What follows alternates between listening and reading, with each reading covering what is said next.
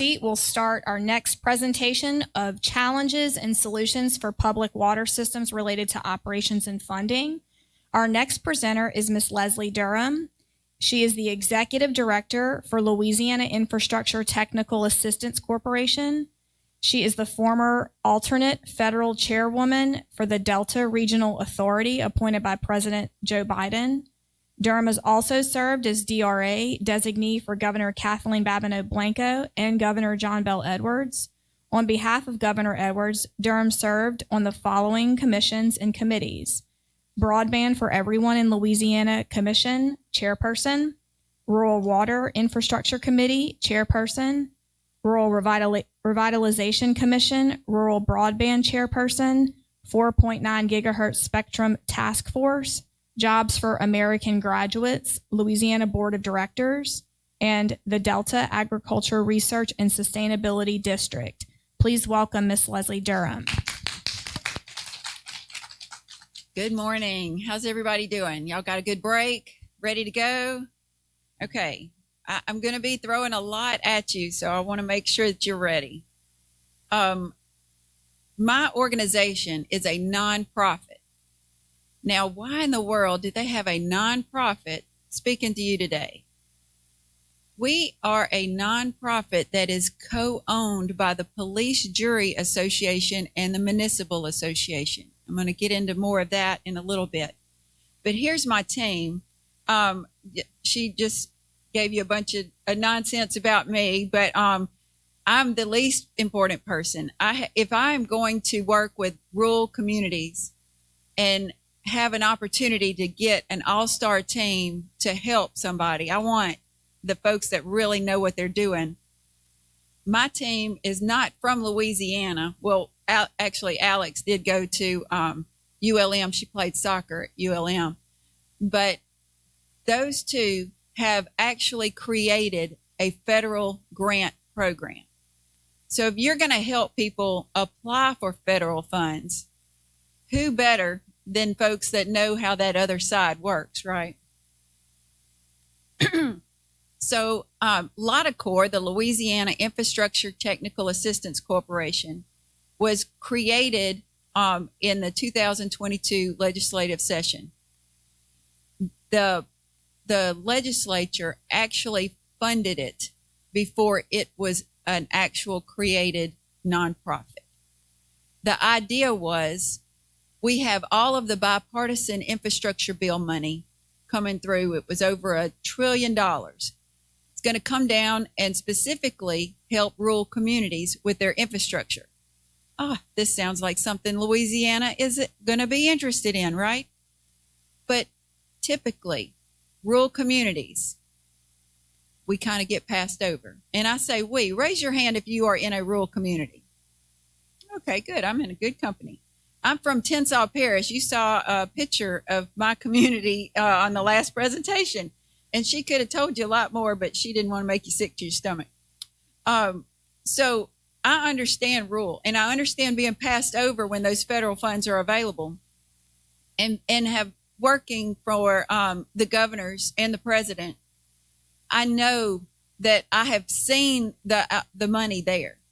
And I know what the purpose is for. And I can go to a community and say, you have been complaining about this forever. Here's the money. All you have to do is sign the paper and take it. And they had to turn it down for various reasons.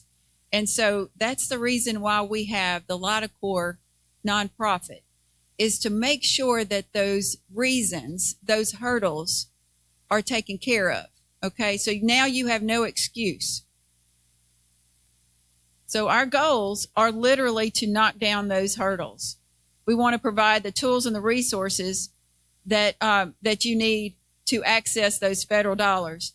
Now, granted, in this day, today, I am still limited in working in the IIJA bill, that bipartisan infrastructure bill. So keep that in mind as we move forward.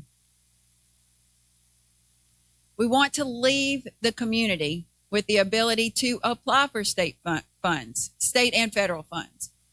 We have one of those hurdles that we have right now is that a community can't even apply. Well, you heard some of the reasons already today. They haven't submitted a budget. They can't provide an audit. Their mayor and their council are infighting and they can't make anything happen. Maybe their mayor left and didn't pass on vital information like SAMS.gov information. You cannot apply. You can't even ask if you don't have these things in place. And it takes a lot of time to be able to get it back right. So our consultants are committed to help you do that. So when we leave, you will not only be upright, but you will actually be able to apply for other things. And this is kind of how we work. We have a website. There's a letter of interest. And please, when I say letter of interest, don't send me a letter. It's a button and a survey. You just answer some questions. We're trying very hard to make this as simple and painless as possible because applying for grants, especially federal grants, they try to make it as difficult as possible. Yes? And there's a reason for that. They want to weed out the folks that aren't really interested, that are just throwing stuff on the wall. So if you're serious, then they want to talk to you, but they try to weed that out. So we are trying to be as simple as possible. Just answer the questions. And it's simple questions, and it's just for my benefit so I can prove that you deserve our help, okay? It's questions like, what's your latest budget? Upload it. What about your latest audit? Have you applied for federal funding in the last 3 to 5 years? If you have, were you awarded? These are questions that tell me a lot about what your capacity is. After you submit that, we assign a consultant, a person. You don't have to remember a whole committee of people's names and numbers, a person. Behind that person is a couple of firms. And when they talk to you, they turn around and talk to the group and they work on your project. So you have one person that you keep up with, but then they in turn work with the group on your behalf. Once they schedule a discovery call with you, you talk to them about all of your infrastructure needs. Everything, and I encourage you to talk about everything. And the reason is because once they get that information, they turn around to the group and they say, this are all of the things that this community said that they need to work on. So our group provides you with a grant guide, and it is literally a cheat sheet that connects your infrastructure priority with a grant. Okay, halfway there, right? So then we go from there, and you can take that and you can go forth and get all the money that's on there that you can apply for. You go, just that's yours. You know how much that costs you, by the way? Nothing. Is it free? No, not even a little bit. But that's that money that the legislature put into this nonprofit before it even got going. They put $25 million into it. So we are using those dollars in 2 programs, and one is technical assistance, and that's what this is. And once you get your grant guide, you can go to your planning and development district. You can go look at a retired teacher. You've got a grant writer. But you've got a little cheat sheet. You have a little a pathway to get forward. Once you have that, if you want LITACorp to help further, then you talk to us about 1 or 2 of your highest priorities that you want us to work on. And then once we make sure that you are distressed, you are actually rural, and it's kind of comical to me, the rural definition that's in our legislation is if you are a municipality of 50,000 or less. You know, we have 1,100 people in my town on a good day when we have company over. And we actually are a village now. So we actually got downgraded. We're a village. So, I mean, 50,000 people. My parish, I don't think my parish has a whole 4,000 people in it. But 75,000 or less in your parish, we can still help, okay? So that's almost the whole state. And I will even step out of that and say, if you are a bigger community and you are going to help a smaller community, we're going to still help. Okay, we want to make sure that that happens. Whatever we can do to help that rural small community access funding to make their lives better, we want to help with.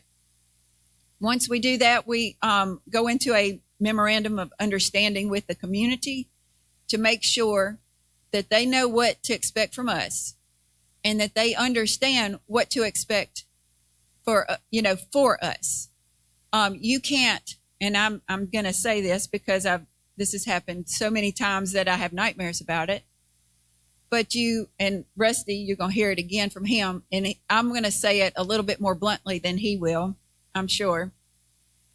But if you have rural water, or you have LITACorp, you have somebody that is working with you to help you accomplish a goal, and they need information from your office and nobody responds, I just want to right there. We're helping you. Okay. Just because the clerk, whoever it is, you designate somebody and tell them, answer their questions when they send them to you. They can only work as fast as they can get the information. Just yesterday, I was on the phone with the chairman of a federal commission, and he made a comment that way toward a community. And I said, Mr. Chairman, you can only work as fast as the community can get you the money, the information. And he said, that's right. That's exactly right.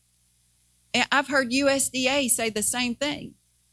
We complain about how federal money works slow, right? Federal grants work slow. If they have the information at the right time, it's not that slow. I'm going to tell you, I hold the record on getting a federal grant funded.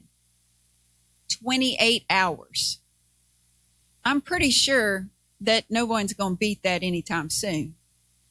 But if you have the information and you are working tight with the community, it can get done. So this is our criteria. This is what we're looking at your community. We're going to make sure that you are economically distressed. That is nearly the whole state of Louisiana. We are almost completely rural, and what your fiscal health and your capacity is. So our technical assistance program, these are a lot of the items that we can help with. Okay.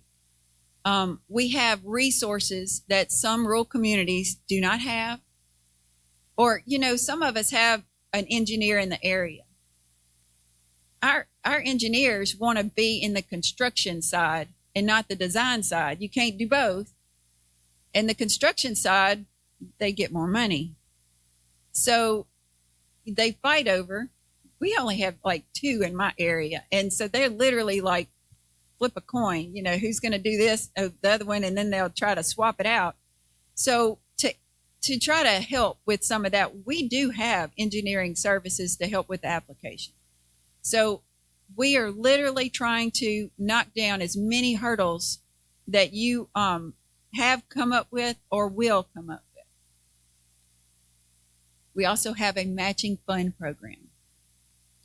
So some of our dollars, we can use those only in that bipartisan infrastructure bill. Only if the entity that you are applying to is receiving money out of that infrastructure bill, and it requires a match, and you can't provide it. We have already committed, I believe it's almost $7 million right now, but we have been able to get around that. So some entities don't need to put up a match, and some it's not even a requirement. So we're working with whatever entity that you're applying to. We work with whatever their rules are, and everyone is different, but we are able to be that match for you and be your local match. This is a little rule of thumb. what we're when you're doing a construction or a non-construction project, we kind of save a little bit of our I lost my words this morning, but if you are going to consolidate something that's been mentioned a time or two this morning, if you are going to do a regional project, if you are going to affect more people than just right where you are, then that makes your application more nationally competitive, which is something we want to do. We want you to be successful. If you have a small village, they've got to compete against the same folks in California all the way to New York. We have to make these nationally competitive. This is a way to do that. Okay. We still have communities that are fighting each other because of a ball game that happened 50 years ago. And how do we get past that? Well, we dangle a little carrot. Here's my carrot. If you want to show me a regional project, you want to consolidate, you want to do something that's going to affect more than just your little dot, then we hold out and we can put more money into that project. And as a federal funder, which I can say because I just came from that side, it is a lot easier, and this is what they want to do, is to put public money into projects that's going to affect the most voters. It's just the way it is. So if you think about it that way, then you understand you got to get over that rivalry with that person next door. That's not your person you're competing with anymore. Some of the challenges. Now, I mentioned SAMS.gov, grants.gov. That happens more often than not, especially if you've got an administrative folks that went out of office. They weren't didn't have a very good transition period. They didn't take good notes and didn't leave anything in the office. My community had money in a bank they didn't even know they had money in. They didn't find that for like 5 years after the guy left. So, I mean, it's documentation, and I know you've heard that this morning. Documentation. Sometimes we call it CYA. If you need me to explain that to you, see me after. Also, in small communities, they come to us and they'll say, oh, this is what I want to do. I think this is exactly what I need to do for this community. And we say, great. What, have you thought about it any more than this moment when you just said it to me? No. So you've got to have a scope. You've got to have a budget. You've got to have some more things to go with this idea. And a lot of times we're getting that. That's a lot of pre-work, remedial work, and that communities don't even know that they need to do. So we've been able to help with that, but that takes time. Partners is something that the Delta Regional Authority is really pushing, but not just the DRA, many other agencies as well. I look at it like I was raised by a football coach, so y'all have to excuse me, but if you're putting together a team, you're putting together your application, what other partners would benefit or would help you on the application? It could be your local churches.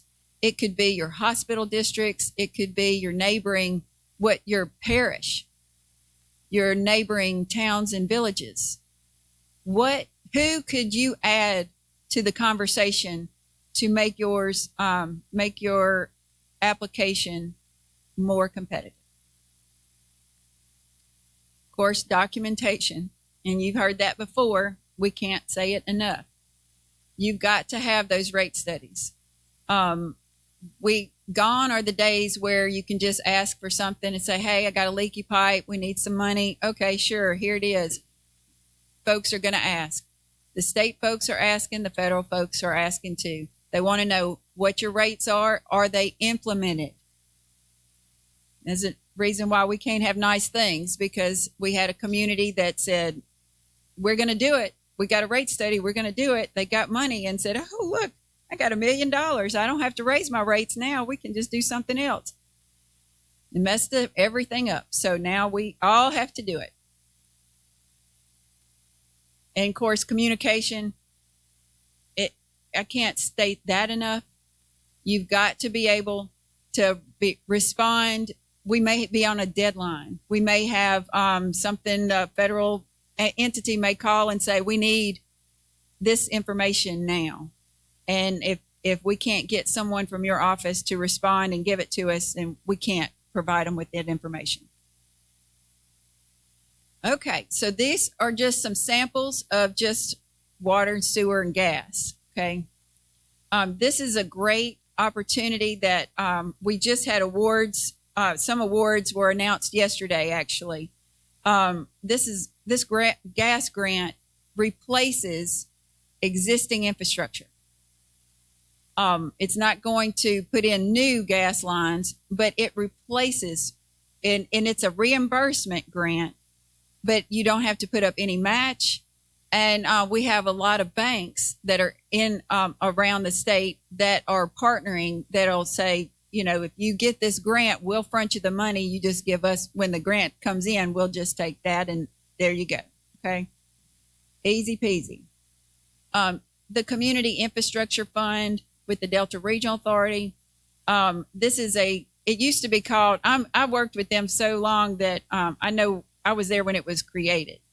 And they originally called it the Congressional Infrastructure Fund because it's technically an earmark. And the congressional side said, oh, no, that sounds like an earmark, so we need to call it something else. But it's an earmark, okay? They are looking at this program every month.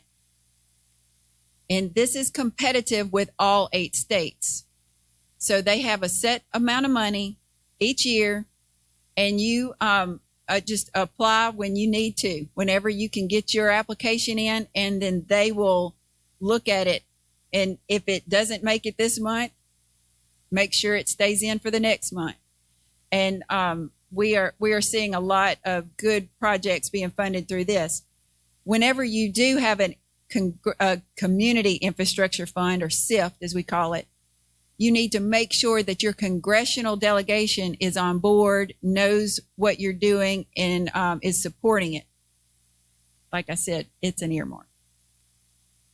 So the other program through the Delta Regional Authority is a state allocation, is specifically for your state. Each state has a different formula, and Louisiana has the most, gets the most funding out of all of the states in the Delta Regional Authority. And the CDAP, States Economic Development Assistance Program, is actually driven by the governor. So, and this is once a year. They open around March or April, and it closes around June. And they just made, for Louisiana, they just made announcements earlier this week for just Louisiana. And they've been announcing for the other states as well. But Louisiana gets somewhere around $4 million, some a little more, a little less, depending on the year. And they can do public infrastructure along with some other things. They focus highly on economic development. And so anything you do with, even if it's public infrastructure, it's got to be tied to economic development. So if you needed public infrastructure in a residential area that has no grocery store or no business or anything, we don't look for the Delta Regional Authority for that. Okay, it's got to be tied to some kind of economic development. And of course, you heard earlier, they've got a great program, their revolving loan program. We can assist with that. If you have a match need to be able to draw down those the dollars there, we can assist with that. And her drinking water loan, I'm not going through them again because you just heard a very detailed everything about that. So I'm gonna let you go with that. So outreach. Last year, we did 15 technical assistance workshops all throughout the state. We also have participated in Senator Cassidy's funding summits that he had throughout the state last year and is in the middle of doing this year. And, we had some mayors that told me, oh, you know what, I hadn't, my computer's in the closet. I don't really know how to turn it on. So that I probably didn't get that email you sent. So we had to get a call center involved. And so we have actually been in and out with over 635 calls, just supporting our communities and answering questions on these needs. This is the funding summits that I was referring to for this year. We've already done 3, and we're fixing to do Madisonville, Rain, and Gonzales. So if you have not engaged, if you aren't familiar with any of this, please come. We have the funders that are in the infrastructure bill. Many funders are there. And so you actually get one-on-one time with the actual agency, somebody there, and you can leave there with some really good information to be able to help with your projects. This is some information that is forever changing. We have, like I said, the call centers, our letters of interest, localities that we've been engaging in is just on a daily basis, this number changes. And I wanted to highlight this. The handout that you got was a couple of weeks old, and it got updated yesterday, or the 22nd. So our grant guides, we are up to 110. We are working on 27 applications actively right now. We've already submitted 27. We are in the $176 million range of submissions. We are in the process of submitting 14 right now, and that is over $80 million worth of about to hit the button on. What I'm most excited about, I mean, those numbers are great. They're going to go up. We're doing a great job. I'm really proud of the staff and my consultants and what they're doing. What hits home with me is that a third of the communities that we're working with have not submitted or not even requested for federal funds in the last 3 to 5 years. So they've either been doing without, letting their infrastructure just go to waste, or they've been going to the legislature and asking for Band-Aids and not knowing what else to do. So that's probably what I am most excited about now. So this is what we are our numbers keep going up, and this is how much we are about to request. And like I said, they're doing a great job. We have a 75% success rate. Now, I had somebody say, that's a C. Are you sure? You okay with that? Have you ever written a grant? It's not easy. And you just it's not like you can go out there and talk to somebody and get extra credit or something. It's a do or die. And so 75% success rate is pretty high, and I'm really proud of that. We've actually got some national recognition for what we're doing. The White House, it was September last year, they actually recognized us as being one of the groups to help local governments access these federal dollars. And just recently, the Police Jury Association received an award for, it was a Community Achievement Award. Now, they received the award. They co-own this nonprofit. This is a joint venture. This is something that's it's not heard of ever. And now I had a staff person meeting with 2 states yesterday because they want to do what we're doing. All right. I don't know. Can you see this? Oh, yeah, you can see this a little bit. So these are some of the projects that we are working on right now for around the state. A little bit drilled down. These are the ones that the municipalities are asking for.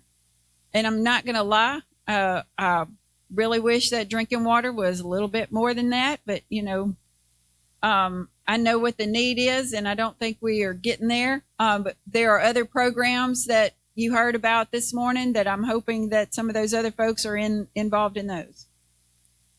And the towns, this is for towns, and we have the villages. I like pie graphs. And here's our police jury. So we have some police juries that have signed on. Some of them are actually in need. Some of them are signed up and to participate to help the towns and villages that are in their parishes. All right.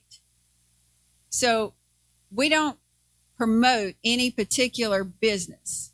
Okay. I'm going to say that right up front. But I'm going to tell you about this project. This company, Aqualink, actually has the patent on this. So we can't find anybody else doing it. So that's the reason why I'm giving you this example. But when we talk about what you need to apply for, it's really not fair for our rural communities because we need you to fix things for 20 years down the road and not yesterday's potholes. This is one-time money that we won't see again in my lifetime. So how do we use this money to where we are going to benefit fully and we are doing this for the future? Well, this is one of the examples. We have this particular company is running fiber through their water lines. And we have a community right now that's working on a planning grant to do that. And I know that sounds kind of futuristic. There's already some other states in the country that are doing this. And there's a bunch of them right now talking to this company wanting to get it done now. So this is happening. And it feels like the Jetsons a little bit. But why would this be important? Running fiber through your water lines. Well, one, for resilient. If the tree falls, you're not going to knock the power lines down. The power lines you'll knock down, but you won't be knocking down your communication, right? Your fiber. But they have sensors on the fiber that connect smart meters. Now, smart meters are something that we have got to really make sure we are looking at for the future. That's your cash register. You saw some slides about some ice storm that we had a couple years ago. One community in particular has, every time it even thinks about dropping below 32, they have the same problem. So I think about them every time. But Tallulah, they have to go through and turn off every meter manually and then go back and turn each one on manually to see whose house is leaking all the water out of the tank. If you have smart meters, you don't have to do that anymore. They tell you immediately who's leaking and how much. The sensors that this company's developing that go on the fiber will not just tell you that, it'll also tell you if you have a leak on your pipe and how much it's leaking and exactly where it is. So you don't have to go looking for it. How many times has there been a leak in the middle of the night? It's too dark and you can't find it anywhere. Or Rusty has told me nightmares about the leak was in a bayou and it was a long time before they figured it out. Well, this eliminates that problem. You don't have to worry about that. The sensors even let you know if somebody is digging close to your pipe. So you may even have time to get out there before they hit your pipe. So I'm just explaining this to you to let you know you need to ask more questions. You need to look at things a little bit differently because doing it the same way we've been doing, we're going to stay right where we are. Okay. There's technology out there that will benefit you. And if you don't take advantage of it, shame on you. We're all going to suffer. Okay. That's the end of my presentation. And so I think I have plenty of time left. So if anybody has any questions, I will be glad to entertain. Oh, we have online questions.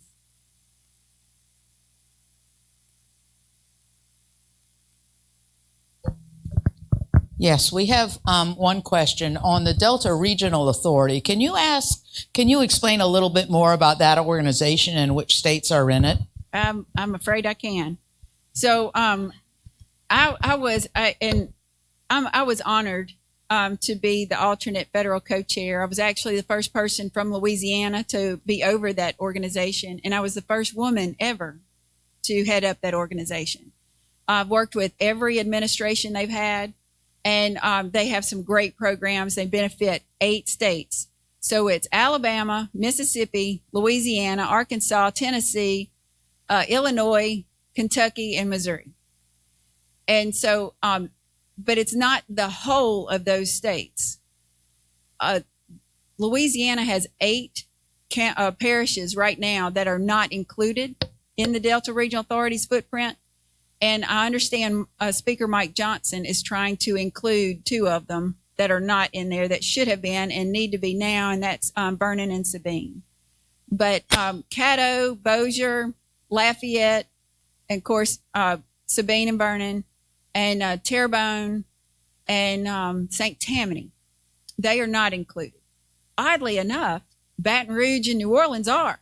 They are considered rural Delta and distressed. It's a lot to do with the poverty. So I hope that answered their question. That's a soapbox I can get on for a while. But the grant opportunities, it's a federal grant program. They have they have one, I'm going to tell you this, I didn't get to speak about, that will help with anything that you have going on. They have planning grants. So you're going to hear a lot now and even more in the future. Entities or federal grant entities are going to start asking you, is this in your plan? You're asking for X. Is this in your plan? Well, your plan is your roadmap.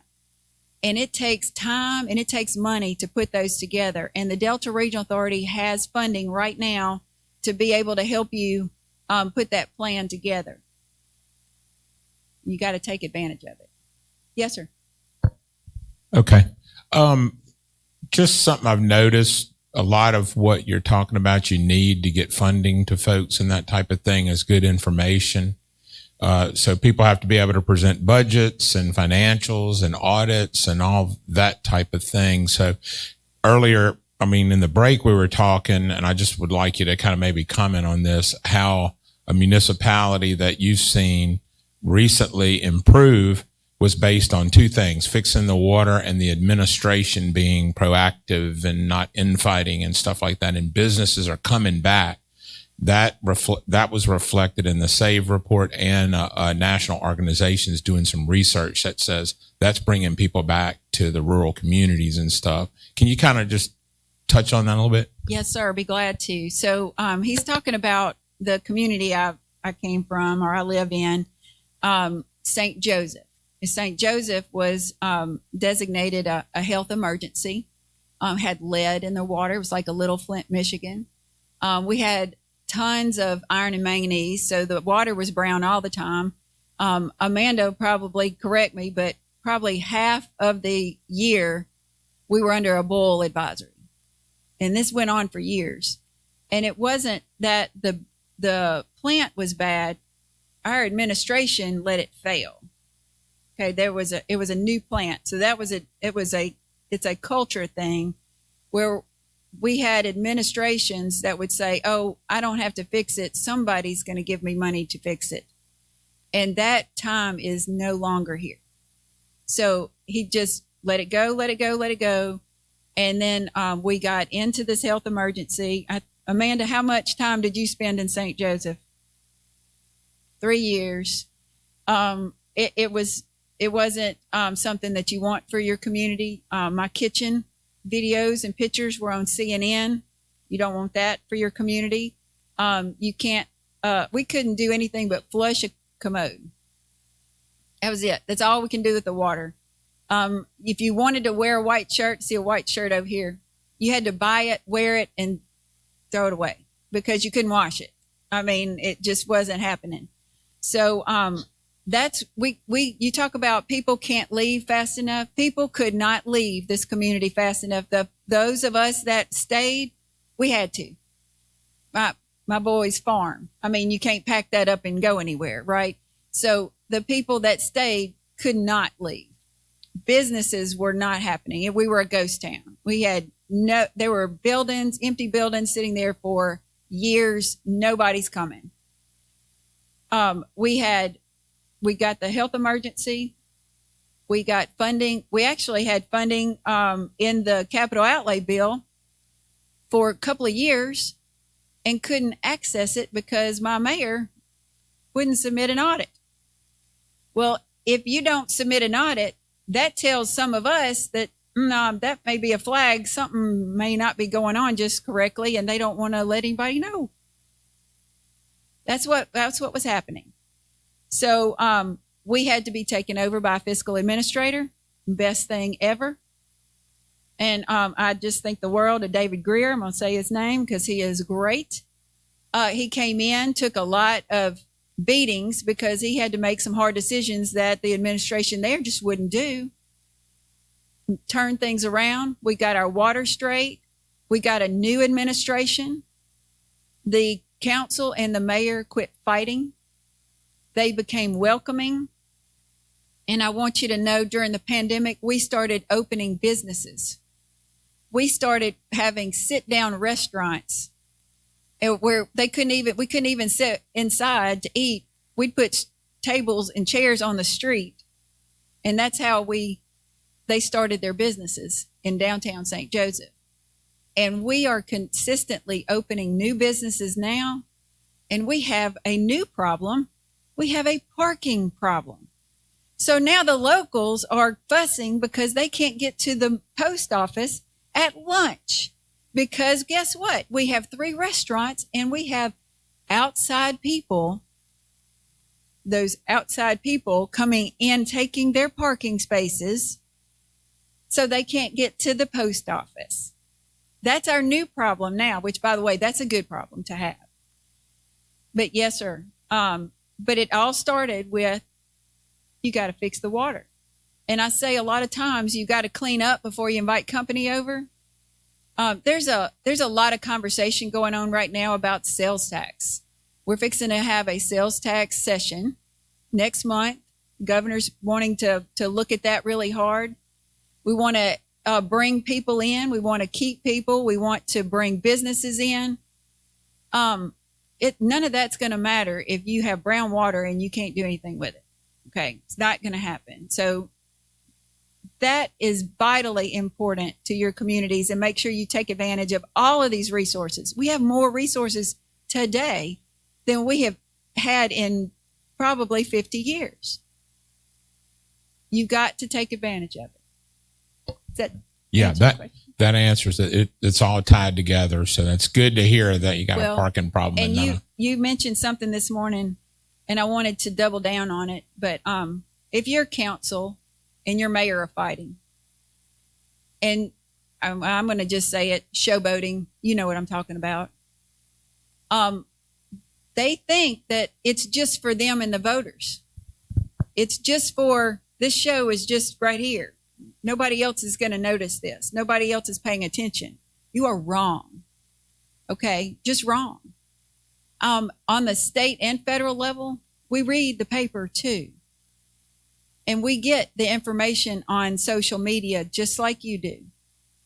So and this has happened, I had communities that were infighting, but they were asking me for money, but they were arguing about how to spend it.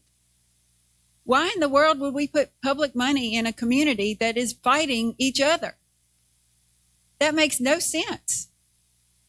So I want you to remember, social media is a great tool to have. It's just like a car. Great tool to have, right?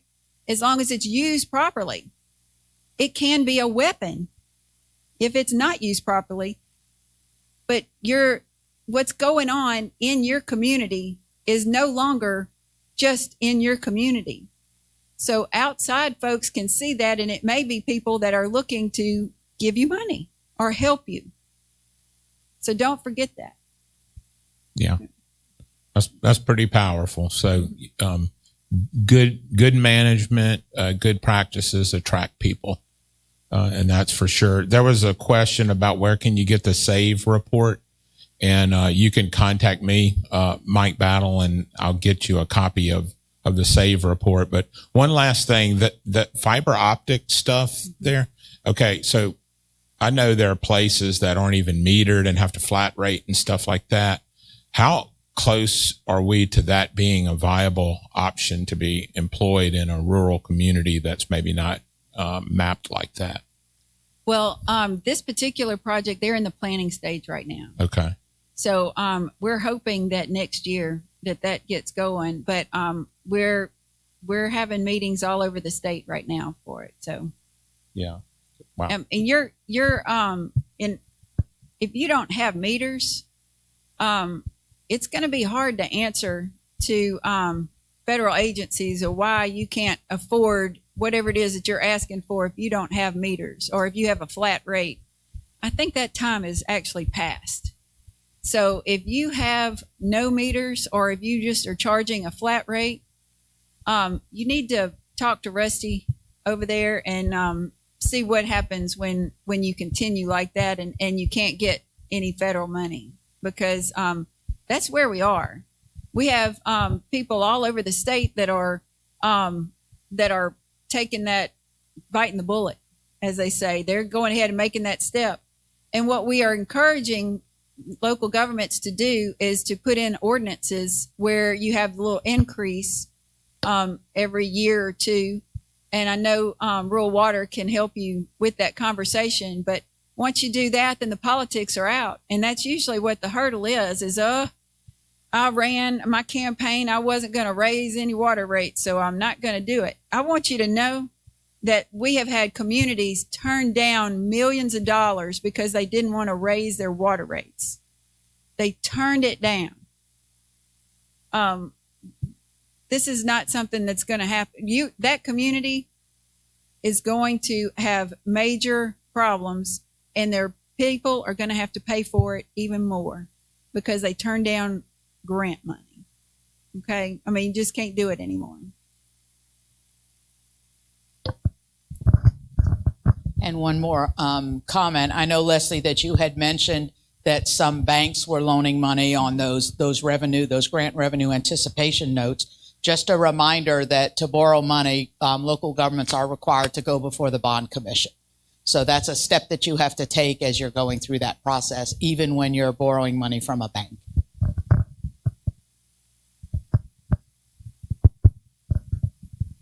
Okay. Any other question? Oh, we got one.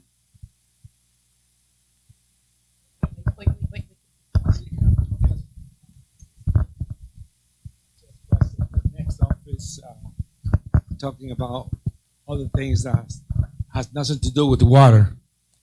But then somebody says there is a meeting about water treatment. So due to the fact that I'm a chemist and I've been working in Venezuela, on water treatment, so I decided to come over here. And I want to take a chance to congratulate you for your presentation. But my question is, I'm living in Broussard Road, and there is a new community right there, and we have a plant in the front of Broussard Road. I think there is 2 tanks. It's a half size of a plant, water treatment plant. I was wondering, what do you treat it? That is a clean water, or is the water that we just spend inside the house? That's what you treat in that plant, and then you bring it back to the community again? Or how can you explain that to me? Well, I'm not an engineer, so the engineer's over there in the green jacket. But are you talking about recycling the water? Yeah, this We well, don't- this is what I'm thinking that is taking place No, right sir. there. No, sir. So what is? And actually, that's another project that we're working on right now, where they take municipal sludge. Municipal sludge has got to be removed. We've got so many small communities that have a sludge pond where all of that goes, and it's getting full because they haven't been doing what they were supposed to be doing, while we can't have nice things.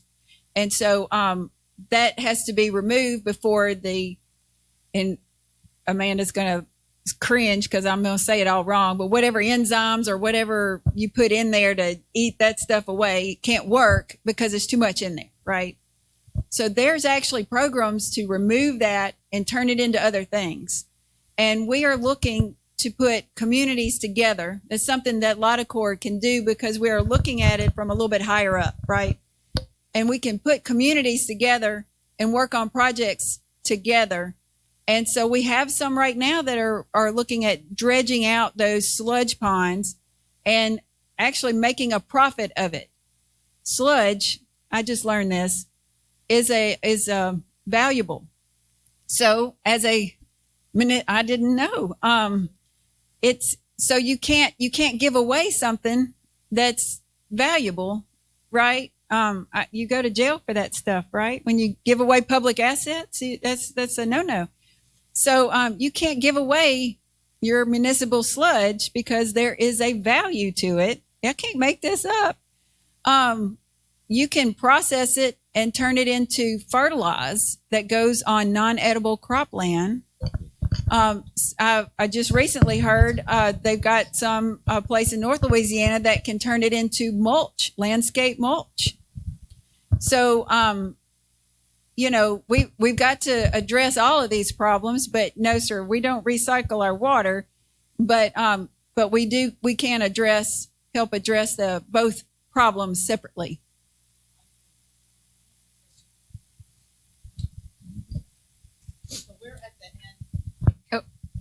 I'm sorry. We're over.